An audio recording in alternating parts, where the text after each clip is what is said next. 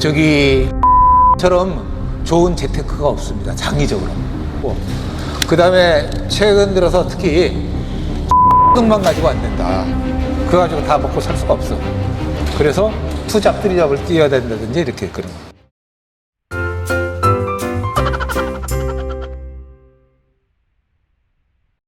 안녕하십니까. 예. 여러분들 보니까 정말 너무나 반갑고 행복합니다. 그래서 이제 최근에 낸 책이 이제 기본소득에 대한 책을 냈는데요. 이 책에서 사실 AI와 관련된 얘기는 많이 안 했습니다. 그러니까 저희가 이제 정책을 설계할 때는 이게 이 구름 잡는 얘기를 해가지고 할 수가 없어요. 좀 엄밀하게 하려면은. 그래서 가장 최근 소득 데이터 중에 지금 이제 사용할 수 있는 게 23년도 소득. 그래서 2023년도 소득 데이터를 가지고 2023년도 소득 분배와 를 가지고 현재 상황에서 기본소득을 한다면 어떻게 할 것인가 하는 걸 이제 설계를 했고, 그걸 그러니까 AI의 충격이 오기 전이라도 이게 기본소득이 이런 정도로 필요하다, 그리고 이런 정도로 가능하다 하는 걸 보여주고, 앞으로 AI 충격이 더 커지면은 이것을 더 크게 확대를 해야 된다, 이제 그런 식으로 했기 때문에, 한편으로 AI 충격이 몰고 올 일자리 대체라든지, 벌써 뭐 대학 졸업하고 청년들 취업난이 심해지는 것 같더라고요.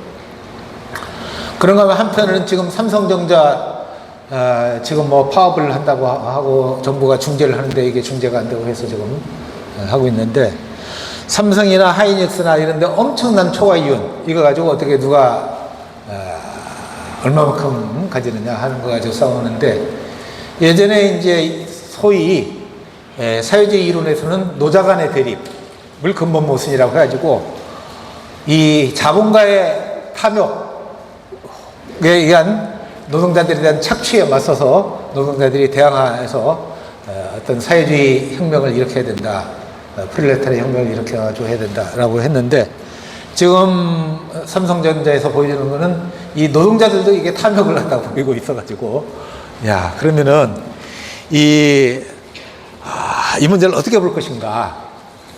그래서 제가 이제 그 분배 정의에 대한 여러 가지 철학이 있는데요. 어떤 심오한 철학적 이론 이전에 일반 사람들이 분배 정의를 어떤 관념으로 생각하느냐 하는 걸 이제 조사를 해보니까 크게 세 가지더라. 하나는 응분의 목. 응분의 몫을 물론 어떤 사람은 노력을 기준으로 보는 경우도 있고, 또 노력과 관계없이 결과적으로 얼마만큼 생산성을 냈느냐. 그래서 아무튼 이 응분의 몫에 따른 분배, 이것이 분배 정의다. 그런가 하면은 그러면은 선천적으로 장애를 가지고 태어난 사람이라든지 이런 사람은 어떻게 하느냐. 필요에 따른 우리말로 이제 그 영어로 needs라고 하는데, 사회복지에서 필요 또는 욕구라고도 하죠. 필요에 따른 분배가 필요하다. 근데 또 사람들이 생각하는 거는 평등관념도 있다. 평등. 근데 이게 어떤 경우에는 똑같이 나누는 게 정의롭다고 볼 수가 있고, 어떤 경우에는 보다 더 기여를 많이 하고 노력을 많이 한 사람한테 더 많은 보상을 해주는 거가 정의롭다고 볼 수가 있고, 어떤 경우에는 그 사람이 어떤 이 기여를 했던 말든 상관없이 또 단순 평등하게 하면은, 예를 들어서 장애인들은 일반인들보다 더 많은 필요가 하는 분야가 있을 수가 있습니다.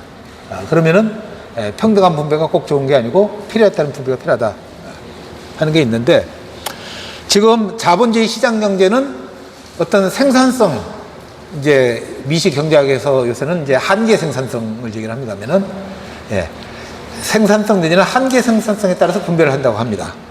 그런데 그러면은 이 삼성전자 초과 이익에 대해서 누가 기여를 한 거냐? 노동자냐? 자본가 이분이냐? 그래서 주주들이 몫을 얼마만큼 보느냐? 또는 더 나오면 요새 협력업체 얘기를 합니다면은 삼성전자 반도체가 이렇게 발전을 하는 데는 지금 일하고 있는 노동자들, 직원들, 엔지니어들 말고 예전에 초기부터 힘들 때부터 반도체 개발을 해온 사람들도 있고 등등. 더 따지고 보면은 그런 어떤 엔지니어를 비롯해가지고 삼성전자 오늘의 이게 가능하게 한 국가 시스템과 교육 시스템과 여러 가지가 다 있고 국민들이 다 있다고 볼 수가 있습니다.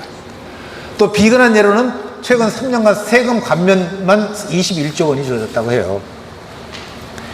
R&D 지원 뭐 이런 등등 여러 가지 생각하면은 삼성전자 초과 이윤을 그냥 그 사람들이 다 나눠 갖는다 하는 거가 아닌 것 같죠. 그리고 여러분들 중에서도 요즘 이제 남녀 평등이 많이 됐지만은 아직 저희 집에서도 제가 가사노동을 저희 와이프만큼 못합니다.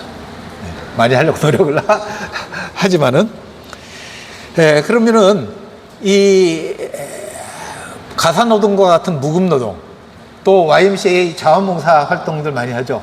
그런 자원봉사 이게 다 사회적 생산에 기여를 하는 건데 이거는 이제 지금 자본주의 시장 경제에서는 이게 무급노동이잖아요.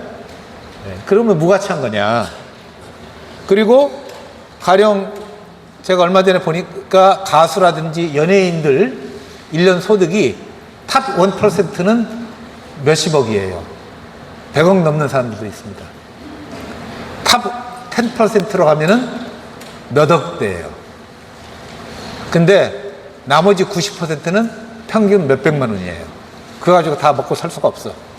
그래서 투잡, 쓰리잡을 뛰어야 된다든지 이렇게 그런 거. 그러면 이런 것이 어떤 무급노동, 과소보상, 과대보상 포함해가지고 기여에 따른 분배라는 논리만 가지고는 성립되지 않는다. 또 필요에 따른 분배가 가기 전에 자산이나 또 이게 이 경우에는 본인들이 축적한 자산도 있지만 상속 증여받은 것들, 상속 증여 재산 받기 전에 이미 교육 과정에서 어떤 부모를 받느냐에 따라서 굉장히 교육 기회에도 차이가 생기는데 이 상속 증여에서 또 차이가 나면은 기회 균등이라는 게 말로만 형식적인 기회 균등이지 실질적인 기회 편등이 안 되는 거죠. 엊그저께 이제 청와대 김용범 정책실장이 제가 이걸 안 돌리고 있네요. 나왔네. 초과 이윤과 초과 세수에 대한 국민 배당 얘기를 꺼내가지고 이게 논란이 됐는데 여러분들 어떻게 생각하세요? 사실 이제 이 AI 발전에 기여한 과학자들, 제프리 힌턴 같은 사람은 AI 시대가 되면은 기본소득이 필요하다. 보면 AI 지금 뭐 여러분들도 잘 아는 샘 올트만이라든지 일론 머스크라든지 이런 사람들도 기본소득이 필요하다 하는 얘기를 합니다. 올트만, 일론 머스크 같은 경우는 유니버설 베이직 인컴 정도가 아니라 유니버설 하이 인컴이 올 것이다. 이런 식으로 막 얘기를 하고 있어요. 그런데 유니버설 베이직 인컴이나 유니버설 하이 인컴이 진짜 가만히 있으면 올 것이냐? 저는 그렇게 낙관적으로 볼 수가 없다고 봅니다. 우선요, 지금 이 올트만하고 머스크하고 엄청나게 서로 싸우고 있는 거 여러분들 아시죠? 옛날에 서로 협력을 했던 사이인데 지금 뭐 그냥 엄청난 소송을 하고 있어요. 서로 이기려고 하니까, 왜냐? 2등, 3등으로 쳐지면은 그 다음에 그냥 밑바닥으로 가거든요. 이게 경기에서 이겨야 돼. 그러니까, 이 사람들이 어떤 초과이윤 올리면은 세금을 왕창 내고 기본소득을 하게 하는데 동의할 것이냐? 안 할 것 같아요. 제가 생각할 때는. 그러면은 미국이나 한국이나 서로 AI 1등 국가가 되겠다, 3등 국가가 되겠다 막 하는데, 국가적인 차원에서 벌써 삼성전자 반도체를 위해서 21조 세금 혜택을 준 식으로, 이 어떤 민생지원금을 한다, 이런 거 하면 막 논란이 되지만은, 이런 거 세제 혜택 주고 하는 것에 대해서는 논란도 없어요. 그래서, 그리고 여러분들이 이제 그 세금 얘기하면 조금 이 비전문가는 알기 힘들지만은, 가령 개인 소득세하고 법인 소득세하고, 법인 소득세는 그냥 법인세라고 보통 얘기하죠. 법인세는 우리나라 최고 세율이 25%입니다. 개인소득세는 최고 세율이 45%, 지방소득세를 합하면은 49.5%인데 2배 차이가 나죠. 이 많은 사업소득자들이 법인화를 합니다. 이 사업소득을 그냥 개인소득으로 세금을 내면은 돈을 많이 벌면 엄청 내야 되거든요. 그래서 로펌들, 변호사들 몇 사람들이 다 모여가지고 법인화를 하는 이유 중에 하나가, 법인화를 하면은, 세금에, 그래서 사이즈 앤 저크만 같은 이제 그 재정학자들은 개인소득세와 법인세의 세율 차이를 없애거나 최소화해야 된다. 그런데 이 글로벌라이제이션을 하면서 자본의 이 이동성이 커졌어요. 어느 나라로 빠져나갈 수가 있습니다. 그러니까 각국이 서로 이 해외로 자본이 빠져나가는 걸 막기 위해서 또는 해외 자본을 유치하기 위해서는 법인세를 갖다가 높일 수가 없어요. 낮추게 돼요. 미국 같은 경우도 법인세 최고세율이 35% 하다가 트럼프가 21%로 지금 낮췄죠. 물론 거기 이제 주별로 한 8, 9%가 더 붙여지기는 하지만은, 그래서 만약에 지금 이 삼성전자나 하이닉스 초과이윤에 대해서 법인세 최고세율이 개인소득세와 마찬가지로 45%, 49.5%가 하면은 상당히 더 많은 세수가 거치고 초과세수가 지금보다 훨씬 더 커지겠죠. 그러면 그것이 이제 할 텐데, 그런 것들이 이제 쉽지가 않은 겁니다. 복지국가는 필요에 따른 분발을 한다. 크게 두 가지, 네 가지, 세 가지가 있습니다. 사회보험과 공공부조가 가장 대표적인 거고요. 그 다음에 이제 보편적 사회수당이 일부 있는데, 우리나라는 이 사회보험 중심 체제라고 할 수가 있습니다. 근데 사회보험 중에서도 건강보험은 우리나라가 상당히 자랑을 할 만한 정도로 보편적인 사회보험이 되고 있습니다. 그러나 여러분 아시다시피 고용보험, 가장 저소득 불안정 노동자들이 고용보험에서 제외가 되어 있습니다. 가장 보험이 필요한 국민연금, 공적연금, 저소득 불안정 취업자들이 국민연금 미가입이나 또는 가입기간이 짧아서 저연금, 무연금이 되고 있죠. 사실 국민연금은 여러분들이 이제 이 재정이 나중에 펑크 나면 어떻게 되느냐 해서 불안해가지고 국민연금 보험료 냈다가 나중에 못 받을까봐 걱정하고 안 내는 사람들이 있을지 모르겠는데, 여러분들 그런 걱정하지 말고 무조건 국민연금 빨리 내세요. 저기 국민연금처럼 좋은 재테크가 없습니다. 장기적으로. 여러분들도 이게 언젠가 노인이 되지 않겠어요?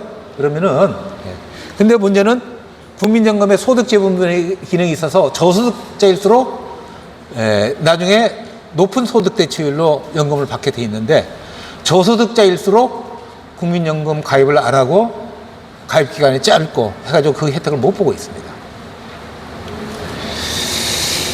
이게 이제 노동시장의 이중구조가 사회보험의 이중구조가 되고 사각지대가 광범위되고, 그러면 사회보험 사각지대를 공공부조가 커버를 해야 되는데, 이 법률상으로 국민기초생활보장제도가 모든 어려운 사람들 다 커버하도록 되어 있는데 실제로는 그렇지 않습니다.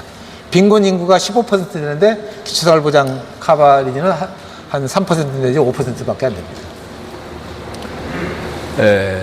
그래서 이게 비슷한 쪽에 가능해도 이게 재산의 높은 환산율이라든지 이런 걸로 해서 이게 커버가 안 되는 게 많다가 보니까 여기서 이제 많은 문제가 나오는데, 근본적으로 필요에 대한 측정을 제대로 할 수 있느냐. 그래서 선별 기준의 문제, 선별 의료 문제 같은 것들이 있고요. 또 낙인 효과 이런 문제가 있습니다.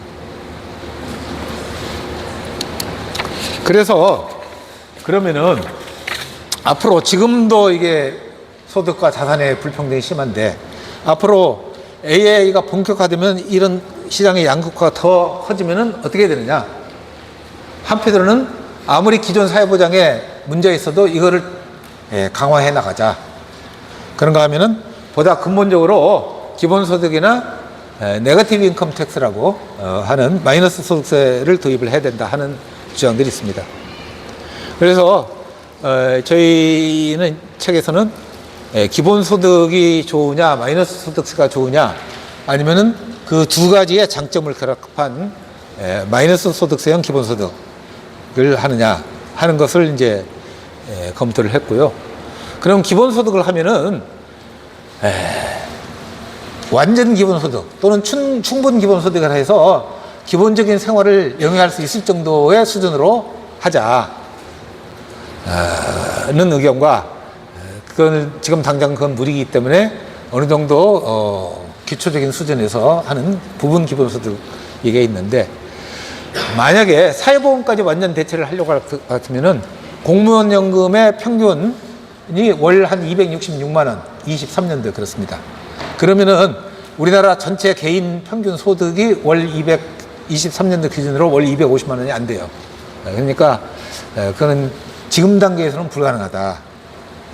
그러면은 공공부조의 가장 대표적인 국민기초생활보장의 생계급여와 주거급여, 1인 가구의 경우에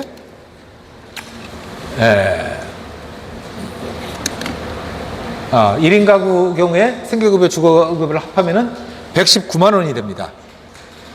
그럼 이 119만 원을 기본소득으로 모든 사람한테 다 주려고 할 것 같은, 모든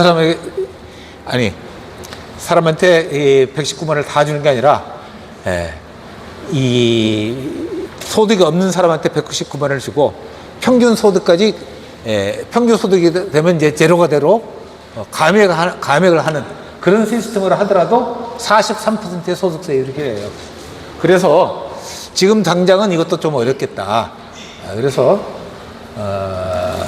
또 이 어떤 보장소득 수준을 높게 하고 이 세율을 높게 하면은 노동공급 감소가 커지기 때문에 AI가 본격화되면은 이렇게까지 할 필요가 있을지 모르지만 지금 당장은 좀 이보다 좀 낮은 수준으로 시작을 하자 하는 거가 이제 저희의 생각입니다. 그래서 제가 이제 이 강남원 교수는 지금 이제 기본사회위원회 부위원장, 대통령이 위원장이고 부위원장을 맡아서 앞으로 기본소득에 대한 설계를 하는데도 역할을 할 걸로 생각을 합니다만은 같이 책을 냈는데, 저희가 제안하는 거는 일단 23년도 소득 분배를 기준으로 해서 마이너스 소득세형 기본소득과 공유부형 기본소득. 마이너스 소득세형은 성인에게 평균 소득의 10%, 아동과 노인에게는 평균 소득의 20%를 보장하고 소득의 10% 내지 20%를 감액을 지급을 하면은 평균 소득이 되면 제로가 되고, 평균 소득 초과 소득에 대해서 10% 세금을 부과하는 겁니다. 대신 이제 아동소득과 기초연금은 이제 대체를 하고, 기초생활보장급여는 마이너스 소득세 급여 범위 내에서 대체를 하는 겁니다. 공유부형으로는 저희가 토지보유세와 탄소세에 기반한 토지배당, 탄소배당 기본소득과 소득세의 기본공제를 기본소득화하는 걸로 해서 이걸로 하면은 전 국민에게 평균 소득이 한 5%가 됩니다. 그러면 이제 금년 같으면 평균 소득이 연 3,300만 원 정도가 되니까 합하면 성인은 한 495만 원, 노인은 연 825만 원 정도가 소득이 없는 사람한테 주어지겠고 하는 거가 되겠습니다. 그래서 여기까지가 기본 골격을 말씀드렸고, 기존 사회보장 강화론과 또 기본소득과 마이너스 소득세 및 마이너스 소득세 기본소득이 뭔지, 보편적 근로장려금 뭔지, 그리고 저희가 제안한 모델의 소요 재정은 어떻게 되고 재정적으로 이게 가능한 건지, 또 재분배 효과가 그럼 얼마나 될 거고 정치적 실현 가능성은 어떻게 되는지, 이런 것들을 쭉 저희 간략하게 말씀드리고, 그 다음에 최근 들어서 특히 기본 소득만 가지고 안 된다. 왜냐, 자산 격차가 너무 커지고 소득 격차보다 자산 격차가 더 커지고 있기 때문에, 그리고 특히 이게 성인이 돼서 출발점에서 너무 이게 자산 기본 격차가 크면은 이건 어떻게 해볼 도리가 없다. 그래서 어떤 기본 자본에 대한 것도 저희가 책의 결론 부분에서 좀 언급을 했는데, 간단하게 시간 관계에서 얼마나 제가 말씀드릴 수 있을지 모르겠는데 해보겠습니다. 우선 기존 사회보장 제도와 관련해서는 한편으로는 최근 이제 국민연금 이 모수 개혁에서 보험료율을 9%에서 13% 올렸어요. 국민연금 재정 안정화를 위해서. 그리고 소득 대체율을 40%에서 43%로 올렸어요. 근데 저는 이게 사실 올릴 필요가 있는지에 대해서 저는 좀 의문이었습니다. 왜냐면은 사회보험 지금 이렇게 해가지고 이게 재정 안정화가 더 힘들게 됐는데, 한편으로는 재정 안정화와 함께 이 사각지대를 해소하는 게 더 우선순위고 하는 생각이 있고요. 이 공무부조도 지금 사실 저희 누나가 시각장애인으로 이 기초생활수급을 받고 있습니다. 그래서 기초생활보장 그 생계급여를 지금 기준 중위소득의 32%에서 사실 이제 30%에서 32%로 윤석열 정부에서 올라간 겁니다.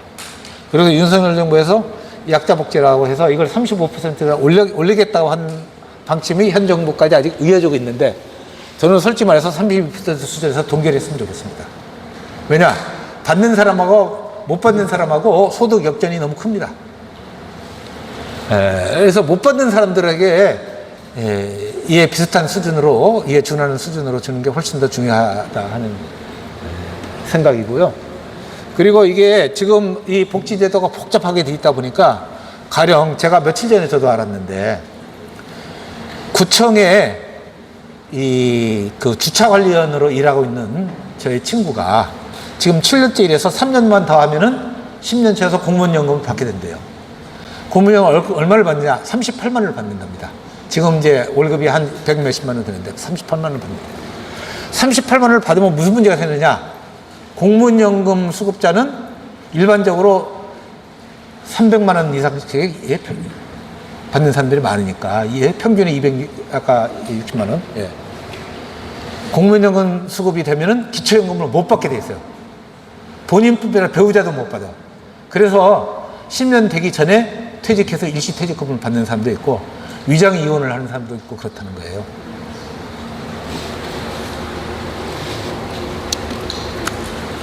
이 생계급여는 이게 보충연급여라고 해가지고, 가령 지금 기준 중위소득의 32%, 여기 X1이 기준 중위소득의 32%입니다. X가 이제 시장소득, Y가 이제 이 처분 가능 소득, 또는 가처분 소득을 하면은, 여기서 이제 O에서 C에서는 세금도 없고 무슨 사회보장 급여도 없으면은 이 45도선이 되겠죠.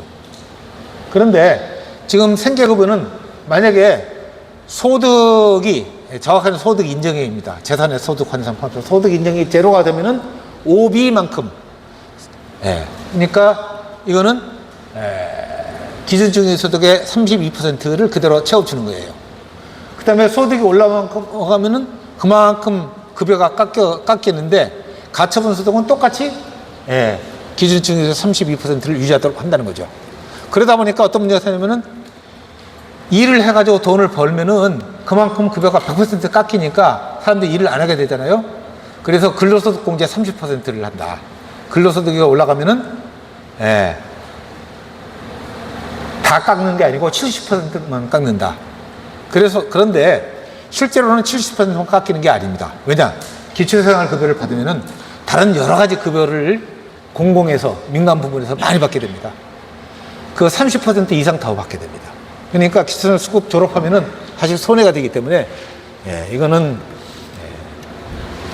그래서 사실은 이 사람들이 일을 하지 말라는 그런 거가 되는 거예요. 뿐만 아니라, 그래서 저희가 소득 역전의 문제에 대해서 그 전에 이제 이 뚜렷한 증거가 그렇게 많지 않았는데, 서울시에서 오세훈 시장이 안심소득, 요새 디딤돌소득이라고 들어봤는지 모르는데 실험을 했어요. 그래서 실험 참가자들은 이 중위소득 50% 이하, 처음에 저소득 계층을 했기 때문에 그 사람들 대상으로 설문조사를 하고 또 공적 자료 조회를 했어요. 근데 저소득자 중에서 다 기초생활 수급을 받는 게 아니기 때문에, 그 중에 기초생활 수급을 받는 사람들하고 수급받지 않는 거하고 비교를 해봤습니다. 그랬더니 근로소득과 사업소득을 합한 금액이 수급 가구보다 비수급 가구가 평균 월 한 4만 5천 원이 더 높습니다. 48만 5천 원, 53만 원. 근데 가처분 총소득은 수급 가구가 훨씬 더 높죠. 기초생활급여를 받으니까. 그러면 이런 소득 역전이 좋은 거냐? 그럼 이거 32%, 35% 올리는 거가 중요하냐? 아니면 지금 수급을 못 받는 빈곤 계층, 이 사람들에게 더 해주는 거가 필요하냐? 제가 이제 시각장애인 누나 얘기를 했습니다면은 가구 해체 유인, 가령 시각장애인 부부들이 안마 시술소에서 일을 합니다. 그러면은 어떤 경우가 많냐? 부부가 일을 같이 하면은 급여를 한 사람이 몰아서 받습니다. 한 사람이 몰아서 받으면 다른 한 사람은 그 다음에 혼인신고를 안 합니다. 그러면 다른 한 사람은 무소득 1인 가구가 되니까 생계급여 월 82만 원 받고, 주거급여는 서울은 1급지가 돼서 36만 9천 원, 아마 대구는 2급지일 것 같습니다. 시골에 살면 조금 줄어들고, 서울 같으면 119만 원 정도가 되죠. 그래서 이런 경우들이 많고요. 그 다음에 어떤 사례가 있냐? 119만 원씩 꼬박꼬박 저축을 해요. 물론 은행에다가 통장에다 넣으면 이게 안 되죠. 들키면 안 되니까 장로 속에 넣어가지고 돈을 모아가지고 나중에 집을 샀어요. 집을 자기임으로 하면 안 되겠죠. 차명으로 했는데 아드님이 사업을 하다가 담보를 잡혔는데 이게 사업 날아가 버렸어요. 그런 비극적인 스토리도 있는데요. 가령 헛벌이 4인 가구가 소득 인정액이 320만 원이다. 320만 원이면 생계급여, 주거급여 선정기준 오버죠. 그런데 만약에 위장 이혼을 한다. 그러면은 320만 원 버는 1인 가구가 소득이 없는 3인 가구가 됩니다. 무소득 3인 가구는 생계급여 171만 원, 이게 선정기준만큼 그대로 다 받죠. 소득 인정이 제로니까. 그 다음에 주거급여 서울 같으면 49만 원, 합해서 220만 원. 이게 가구 해체 유인이 없다고 볼 수가 없습니다.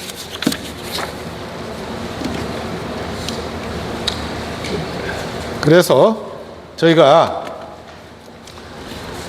사회보장에 소득 대출을 올리는 것보다 사각지대 해소하는 게 더 좋습니다. 공공부조 급여 수준을 올리는 것보다 사각지대 해소가 더 중요하다.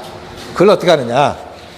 이제 기본소득하고 마이너스 소득세인데요. 기본소득에 대해서는 이 보편성, 무조건성, 개별성이 이제 핵심 원칙인데, 이 철학적인 근거로 얘기하는 것은 크게 세 가지가 되겠습니다.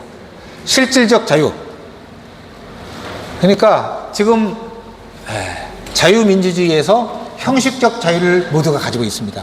그러나 소득도 없고 자산도 없다 하면은 이 형식적 자유에 대한 말하자면 물질적 기초가 없으면은 노예적인 삶을 살 수밖에 없기 때문에 기본소득이 필요하다 하는 게 실질적 자유의 근거입니다. 그 다음에 공유에 대한 평등 분배. 예전에 수렵 채취 사회에서는 누구나 수렵 채취로 먹고 살 수가 있었지만은 요즘 사회에서는 그것도 안 되잖아요. 그래서 토지나 공기나 뭐 등등 이런 것들도 지금은 다 사실은 어떤 공유라고 해야 할 수 있는 거가 공유가 안 되고 있는 거, 이런 것들에는 이제 일정 수익을 모두가 평등하게 분배를 해야 된다. 그런데 허버트 사이먼도 사실 이제 인공지능 발전에 기여한 경제학자인데,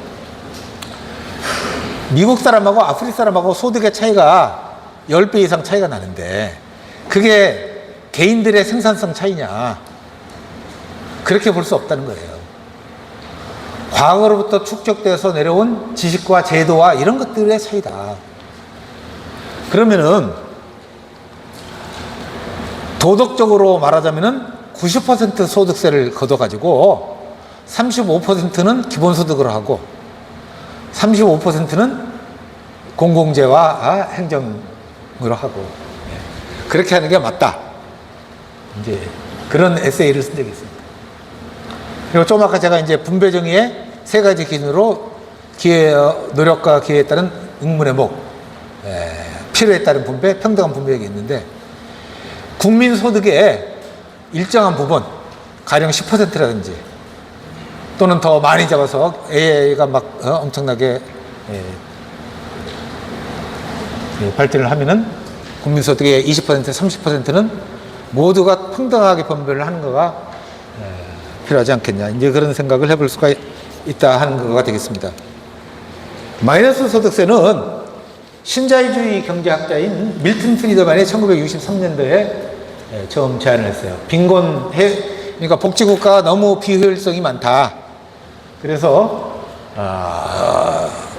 이 급여와 세금을 통합적으로 이제 해서 저소득자에게는 마이너스 실효세율로 세금을 걷는 게 아니라 마이너스 세금을 주자는 거죠, 저소득자한테. 그래서 하우 상박형으로 하고 고소득자에게 플러스 세율을 하자는 건데, 이 신자유주의 보수적인 경제학자가 제안을 했지만은 그 당시 또 진보적인 경제학자들이 이걸 바로 또 호응을 했습니다. 그래서 제임스 토빈 같은 진보적인 경제학자와 마틴 루터 킹 목사가 암살당하기 전에 한 운동이 이 마이너스 소득세 도입 운동입니다. 흑인 민권 운동으로 형식적인 인권은 가지게 됐는데 그 인권을 누릴 수 있는 물질적 기초가 없는 거예요. 그래서 68년도 미국 대선에서 민주당의 조지 맥가번 후보가 네거티브 인컴 텍스 공약을 했다가 좀 충분한 준비 없이 공약을 했다가 이게 이제 철회를 한 해프닝이 있었지만은 이제 닉슨 대통령 여러분들 다 알죠. 워터게이트 사건으로 물러난 닉슨 대통령 공화당이지만은 마이너스 소득세형 소득 보장 정책을 제안을 해가지고 하원을 통과했습니다. 상원에서도 오랫동안 논의가 됐어요. 그런데 그 당시 미국과 캐나다에서 대규모 정책 실험 결과 노동 공급에 저하가 된다 하는 게 나오면서 이게 결국은 부결이 되고 대신에 EITC 여러분 근로장려금 아세요? 근로장려금 받는 분들 있을 것 같은데 근로장려금 받는 분 손 들어보세요. 한 분도 없어요? 여러분들 이 근로소득 올리는 사람들은 많이 있죠? 알바하고 뭐 등등 근로소득 있는 사람 사업소득 손들 안 되네.